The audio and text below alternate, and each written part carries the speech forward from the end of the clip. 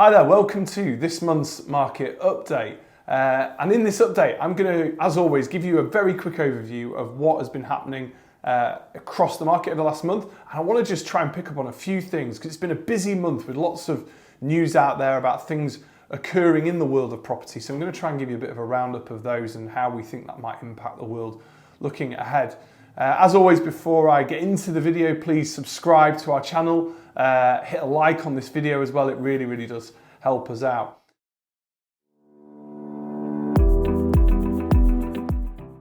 So let's just ponder for a moment on September. It was another busy month, more of the same in truth of what we've seen over the rest of this year so far. And there's no reason to see why that wouldn't be the same for the months ahead. So September, let me give you some numbers, and I'm going to use some data from 20CI, which is the whole of market, just to give you a flavour of what we're seeing happen.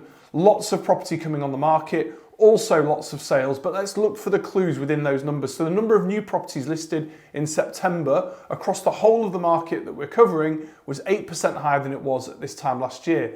But the number of sales agreed was 22% higher. And again, that's the whole of the market. And the number of properties reduced 1% lower than it was at this time last year. So the clue is within those numbers, because I think what we're starting to see now, and it's not surprising given the weight of demand that's been out there, is that demand is now starting to outstrip the supply of property becoming available.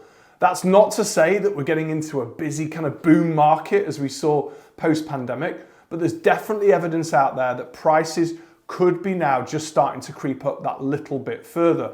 And when you listen to some of the blogs out there and some of the house price indexes, it's kind of clear that that seems to be what's happening. Nationwide came out this week and said that they're seeing the highest price growth for over 2 years in the market. And Rightmove's asking price index, which is always a really good barometer, they were showing a 0.8% increase in prices, but again, the clue is in the detail. So that's double the normal long-run average of what they would expect to see in September.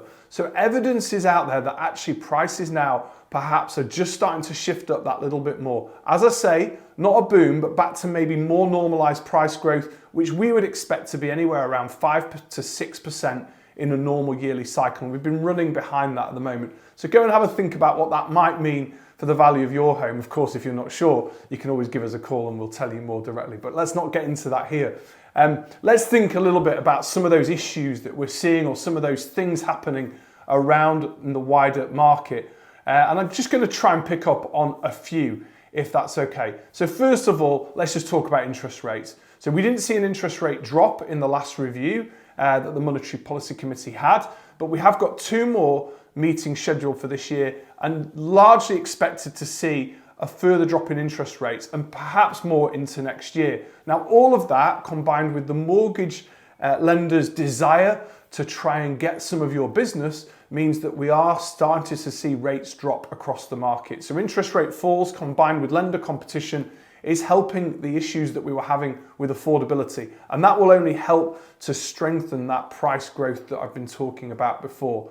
So the second thing I want to linger on, if that's okay, is around the budget. Now the budget is coming at the end of this month and it's a much anticipated budget. Been lots of doom and gloom, of course, since Labour have come in. I think they're trying to change the rhetoric more recently and thankful for that. But we are expecting to see some things happen, the most notable of which will be around the changes that seem to have been mooted on capital gains tax. Now I don't want to get into the complexities of capital gains tax, that's not for this video, but needless to say, it will increase the tax liability for those people who own investment property, second, third homes, whatever it might be.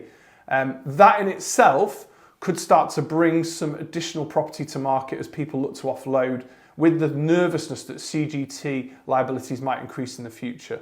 So quite detailed there, but it's just something that's not particularly great that I think could have a small impact on certain pockets of the market, particularly around that lower end. The other thing that we're waiting to see is whether or not they will play around with stamp duty. Now, there is a little known deadline coming up in stamp duty, which is at the end of March of next year, where the rate at which you pay stamp duty, currently £250,000, is going to drop back to 125 grand, which was always the normal level where it kicked in. Now, a lot of people have forgotten about this, but this is going to create, if they don't change anything, a real short-term flurry of activity, which is always what we see when stamp duty is or isn't about to be changed. And I guess the third and final thing that we kind of need to think about is the Renters Reform Bill. Again, we're going to do some other videos on this, so I'm not going to get into any major detail here, but we're about to see, and we're waiting for the date finally of when this is going to come in to be announced, but we're going to see one of the biggest changes that we've had for some years in the world of lettings. So getting rid of non-fault evictions. And again, all that's going to do is push some landlords out of the market. For those that are professional landlords, big portfolios, and for agents like ourselves, we see it as a great opportunity, but undoubtedly for some it's going to be an issue, and it could create a flurry of property coming onto the market, particularly in that investment space. Again, we're going to do lots of videos on that over the coming months as we get to find out a bit more. So these are all factors that I think could impact the market. They're not necessarily going to change though what is the trajectory we're seeing at the moment, which is, I think, continued price growth, good demand, and a good level of supply. But I cannot stress enough, it's still not a boom market, and it's so important to make sure you've got the right agent behind you who's supporting you through that process, through that journey of moving. Anyway, as always, thank you for watching. Stay in touch with us through these updates. If you want to chat to us about how we can help you move, give us a call. We're available 8 a.m. till 8 p.m, 7 days a week. And thanks for watching.